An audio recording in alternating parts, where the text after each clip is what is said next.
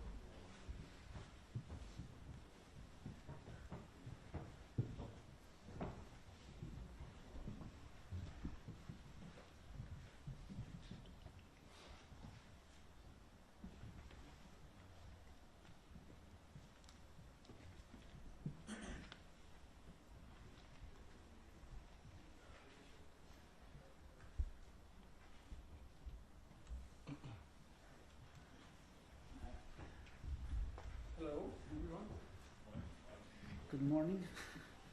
Okay, good morning everybody and welcome to Wembley Stadium for Thomas Tuchel's squad announcement ahead of the World Cup qualifiers with Albania and Latvia.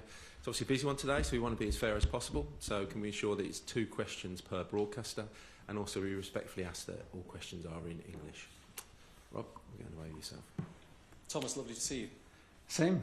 Good morning. We've all been fascinated for this because this is the first big thing you've had to do, it feels like, in the job, and we were hoping it would give us some clues about the type of England manager you might want to be.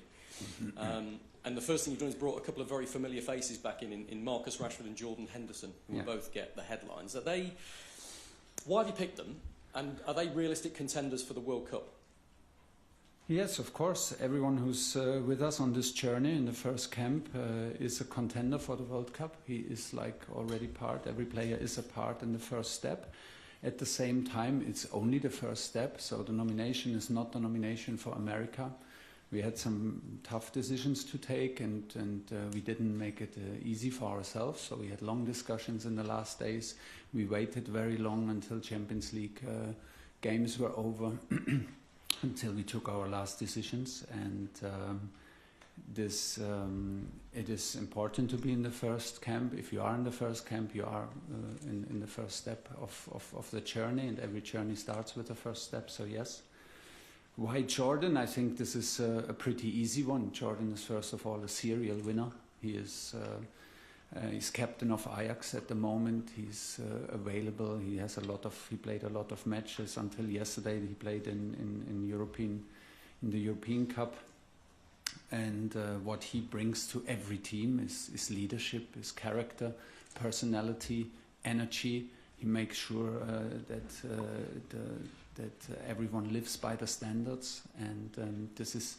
And with this characteristic, he embodies everything what we try to build. We try to build a team for our fans. We try to build a team that our fans are proud of, they can identify with, and is hopefully an exciting watch on the way. And Jordan brings everything. He embodies everything what we want from this team to be.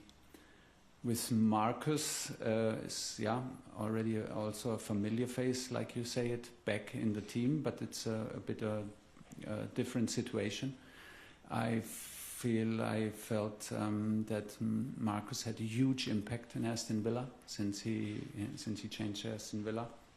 He made a huge impact from the bench, mostly from the bench. Lately he got, I think, 2 matches from the start in Champions League. The impact was impressive. The physical impact was impressive, and most importantly, the impact against the ball, his work rate, his defensive impact, his hard work in counter-pressing, his tracking back on his position was impressive. And I had the strong feeling that we should nominate him, we should bring him in to push him to stay on that level, to not fall back in old routines. It was very impressive, and this camp is to bond with him, of course, to get to know him and push him to stay on that exactly that level. Thank you. At the other end of the kind of age and experience spectrum, if you like, is Myles Lewis-Skelly. Yeah. A lot of people have really enjoyed watching him this season. It feels like a huge breakthrough season for him. Yeah, me too. And he's a midfielder by trade, who's kind of seems like a specialist left back now, and England have had a lot of problems at left back. Yeah. Could he make that position his own for years to come? With injuries, with the injuries lately, and the latest injury, of course, from Lewis Hall, we ran out a little bit of left footers who can play a left back. So we were always impressed with Myles.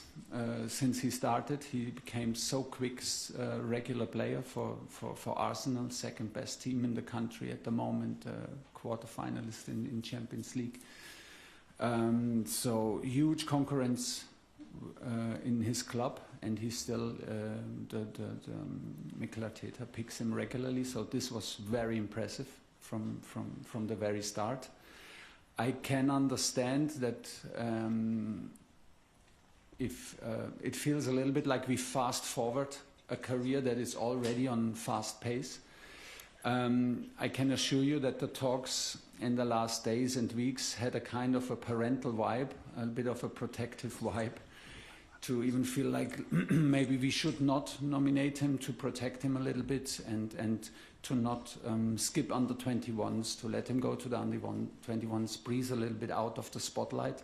Is this maybe even our responsibility to not take him? But in the end, with injuries and with the quality and the maturity that he showed in the matches, we decided to take him. And then we come back also to the likes of Jordan Henderson. I think if we have young exciting players and talents like Myles in our squad, it is even more important that he has the guidance and the role model and players like Jordan Henderson at his side who take care of him. Thanks, Rob. Dan Rowe. Thank you. Thomas, Dan Rowe, BBC. When you look at the recall of Henderson and the selection of Dan Burn, for example, is it a reflection of the fact that this squad, from your perspective, is about winning and winning now, and there's less emphasis than there has been in the past on the development of younger players? I truly believe that these two things have to be combined, and I think I truly believe that Dan Burn and Jordan Henderson have every chance to be with us in the World Cup. Football in general, but maybe even more international football, is about team spirit. It is about building a team that loves to play with each other, that transports the spirit to the fans, to the nation, to the country. And it is about building a brotherhood. So we cannot only do it with young players, and we cannot only do it with only experienced players. It has to be a good balance. It has to be a good mix, in my opinion. And that's what we're trying to do. But without doubt, players like Dan Burn, like Jordan Henderson, bring something on a very natural, genuine basis to a group, from leadership and from devotion and from being humble and from setting the standards and taking care about the respect in the group, taking care about the language in a group. Yeah, I was surprised that Dan was never called up, but yeah, he's such a tall guy, but obviously it's easy to overlook him. It almost happened to me, and I can just tell you to these two phone calls, if you see the reaction from Jordan, this natural reaction when he was called up, and this natural reaction from Dan Burn, you instantly know that you picked the right guys. You've had an early taste of the scrutiny that accompanies this role, with the questioning of the working arrangements that the FA have granted you in the early weeks of your tenure. The fact that you appear to have missed some Premier League weekends when going back to Germany. What did you make of that scrutiny? What would you say about it, and will it continue? I think you confused the time a little bit between October and January, because I was many times in Germany and enjoyed my time off because I was not on the job. Since I'm actually on the job, I am based in London. I spent many days regularly in St. George's Park. We watched, I think, almost 25 matches live, to see every player live at least once in the stadium, so it was a lot of traveling. And yes, you're right, from time to time I was in Germany to see my children, but the majority of the time I was here in London, so I don't really get the point of the story. Thank you. Good morning, Mareike Arden, ARD, Germany's first channel. Yeah. I understand I'm asking the question, obviously, in English. Your goal, obviously, is to bring it home, and I was wondering what you've learned since January, what can help you on that mission. And I'm just saying, if you would do it in English and in German, I would waive my second question. Okay. I would like to do it just in English, out of respect where we are and for all the others. What did I learn about the...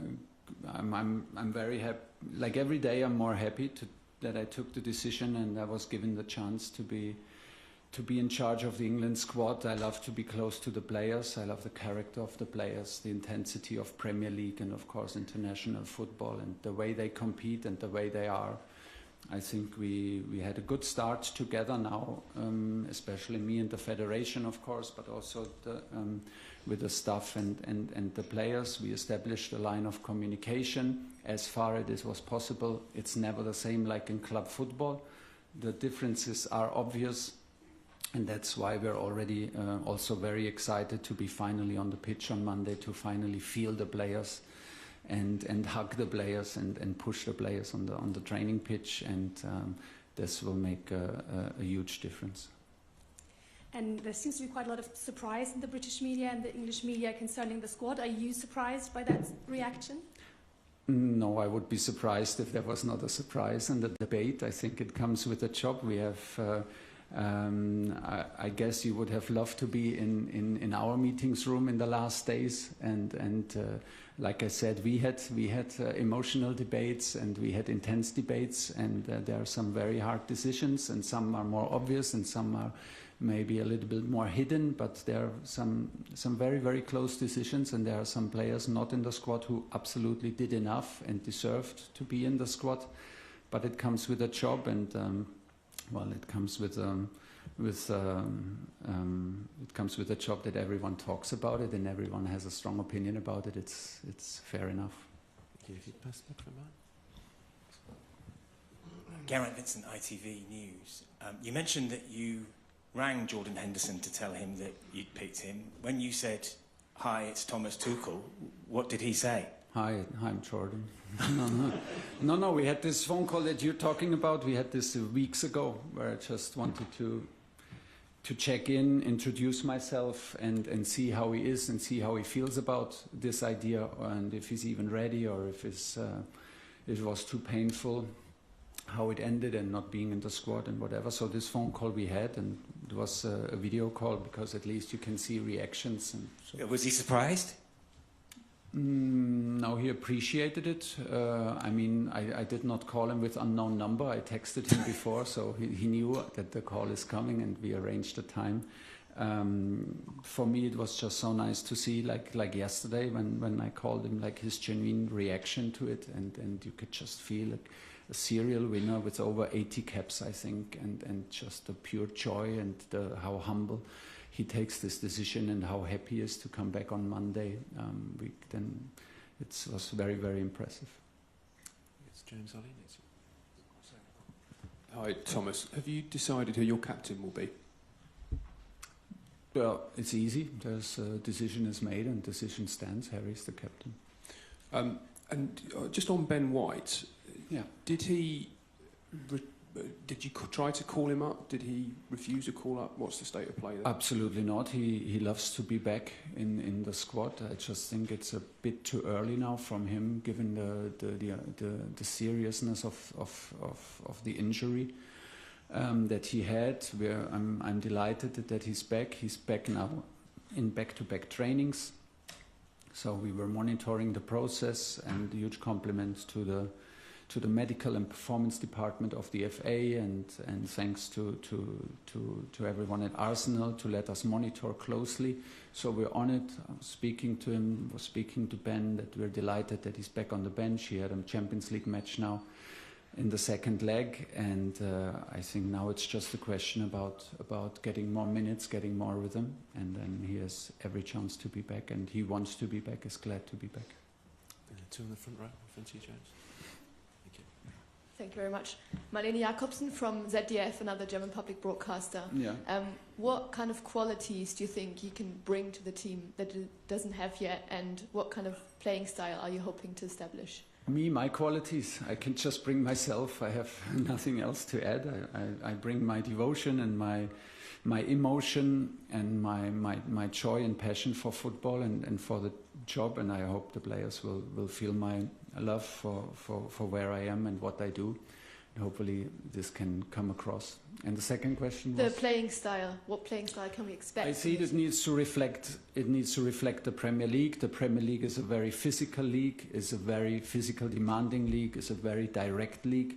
I think we should be brave enough to play like an England squad and should not try to copy other nations, other styles too much. I think it should reflect the values of the country and of the strongest league in the world, which is the Premier League. So we will try to implement a direct style, an attacking style, and we will try to increase our rhythm in our game, increase the intensity in our game, and we will try to do it, of course, in a crash course from Monday, and unleash the potential for Friday.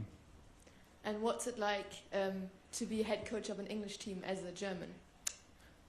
Exciting and a bit surreal, and it's a big honor, and I'm very proud of it, and I'm very well aware of it, that it's a special honor to have the chance to coach this team as a foreign coach, and I'm very well aware of it, and I will make sure that I earn my right to be in this place. Hi Thomas. In terms of Myles Lewis-Skelly, obviously he's the youngster of the group. We've seen his ability on the pitch, but in terms of the maturity, what did you see that made you feel he'd be able to handle the pressure of the senior squad? If you handle the pressure to be picked constantly at Arsenal, you can handle the pressure. It's as easy as that. He has so much concurrence, and he makes himself available. He is picked. It's very impressive, and I think he proves the point on a weekly basis. He is available 3 times a week in one of the best teams in Europe, so he can handle the heat. And you said Harry Kane is going to be your captain, but if there's an injury to Harry, are you looking at which other squad members are you looking at to kind of take on that leadership role? I'm not so sure if I'm ready to debate this in public. It's a very good question, and I have a clear idea about it, but I think the players deserve to know first, and then I will let you know. Thank you. This side, Alex. Hi Thomas, you've mentioned a couple of times about the physicality of the English league, yeah, and the players and the style. So do you think that's what's been missing to get England over the line, really imposing a style that the team has? No, I think not a lot is missing. I was just asked about the style, but I don't think that a lot is missing. It's obviously it's missing a little bit because we are now consecutive in semi-finals, in finals, and the feeling is that it's just a little step to bring it over the line. I am very convinced that if we want to be prepared to be in the next final and to make the last step, we need to do it now in the first camp. As boring as it may sound for you, if you go on a journey, it starts with the first step. This journey starts clearly with the first camp. We only have 6 camps. We only have 60 days. We need to take care of every single day and make sure that we are on point. And if we do this, hopefully the last step takes care of itself. We need a bit of luck. We need the momentum. We cannot plan to win the World Cup if it's not possible, and I am the first one who does not like that, but it is like this. So we will make sure. Playing style is just one piece of the puzzle, and it has to suit the players. It has to suit the values of the league, where the majority they play in, and this is what we will try to do. You've also mentioned spirit and brotherhood. It's your first international job. Are you going to try and give this England team a club feel? Yeah, I think yes, this is what we try to do. We will inject a little bit of club football into federation football and international football. Maybe starts with the language. It starts maybe with the coaching. So yeah, we are used to that, and we will try to do it. And I think we need to increase the rhythm and intensity of our game compared to our last matches. This is where the focus is, and then hopefully it's an exciting watch, and we will have the effect that we wish for. Hi Thomas, Hi. Henry Winter, World Soccer. We've seen your tactical adaptability at the clubs that you've worked with. The majority of your squad in this squad play 4-3-3, 4-2-3-1. Are you going to sort of stick with the back four that they're most comfortable with, or will you vary it according to the opposition? I think we have all the options. We called up 9 defenders to have a little bit the options to get also know to players that we don't know so well personally and see how they adapt. I don't want to give it away right now if we play with a back 4 and a back 5 and keep this advantage and information also for us regarding the respect that we have towards Albania and Latvia, our 2 qualification matches. I think we have a lot of options. We chose some players because they are able to play on more than just one position. They can play maybe on a wing or maybe on a half position. They can play maybe wing back or maybe even full back. They can play central defender or in a back 3. I think that the challenge is to then combine all these different ideas, because they come from so many different clubs, into one idea. And maybe more than ever, it's important that less is more. So we will not invent football new in the 4 days that we have before the first match. We will have maybe only 3 training sessions, so it will be a lot on the video. It will be, of course, also on the pitch. And then we need to find a structure, an identity that suits everyone, that everyone understands quickly, and gives also everyone the freedom to express himself and to show his talent. How do you impose a Premier League physical style, as you call it, on the climatic conditions you're likely to get in America? Can we cross that bridge when we are at the river? Yeah, but it is already now in our discussions and in our thoughts what happens in different climatic conditions, and the conditions will be very, very challenging. But on Friday and Monday we will be fine. Yeah. Hi, Thomas. Rob Harris from Sky News. With your decision to keep Kane as captain, to bring back Henderson and Rashford, is this a sign of continuity rather than being too revolutionary? Let's see. I'm not sure. It's a sign. I think what we are looking for and on the values, how we want to build a squad, and what we think you have to bring to the table to be picked. There are different types of, I think, different categories of being picked. You can be picked on form, on availability, on responsibility, on leadership, on personality. You may be picked because someone else gets injured. There are different reasons, but in the end, it is about building a strong group. Like I said, building a strong group, and in the end, the question is what you bring. Besides your talent, besides you being a top professional, because this is in the end a given, what you bring to this group to make us better as a team, and this is the key question. And how have you found these first few months yourself? Obviously not coaching week by week, instead of having to just watch a lot of matches, whether on television or in the stadiums, going around assessing players, going so long without a match. How are you finding the job? How are you finding going around the country? Getting reaction from fans? Difficult. I miss the pitch. I miss the smell of the grass. I miss the contact to the players. I miss the dressing room, the humor, the laughing in the dressing room, the emotions, and of course also the rhythm. On the other side, it was much more intense than I thought. I learned already a lot. I feel the support of the federation. I feel the quality and the structure of the federation to make me a better coach, and this was the experience I was looking for. It was the experience I was excited for. So everything is fine, and the cherry on top comes now when the players come into camp and we're finally back on the pitch. Good luck. Okay, Thanks. We've got time for a couple more. Can we ask it one question per person now, if we go? Thank you. Hi, Thomas. Davide Chinellato with Gazzetta in Italy. You mentioned the importance of building the group, of building a spirit. It's easy to do, obviously, when you have the players at your disposal, like next week. But how are you going to do it when you're not with the player? How are you going to implement the values of England you want to implement? We will need to learn how we do it. I don't have a clear answer on that, but it's a very good question, because I think it will be very important. If we only focus on the 6 camps, if we only focus on the 60 days, it will not be enough, I guess. So we will start now, of course, with the first camp, and then it will be our job, my responsibility to keep the connection to the players that we establish now. We have already done it, and it will be easier after we met in person and after we have this first experience and matches together. So it will be my responsibility, and it will be then the responsibility of the players to stay together, stay in touch, and take care of the values and that we implement from now on. Two behind you. Hi, Thomas. Philip Dietliff's German press agency. Prince William has said you're exactly the right person for this job, and that he trusts you to win the title. What does this royal praise mean to you? It makes me very proud. Does it also put pressure on you? Yeah, of course, but the pressure comes with a job, and the pressure is a privilege to be in this role.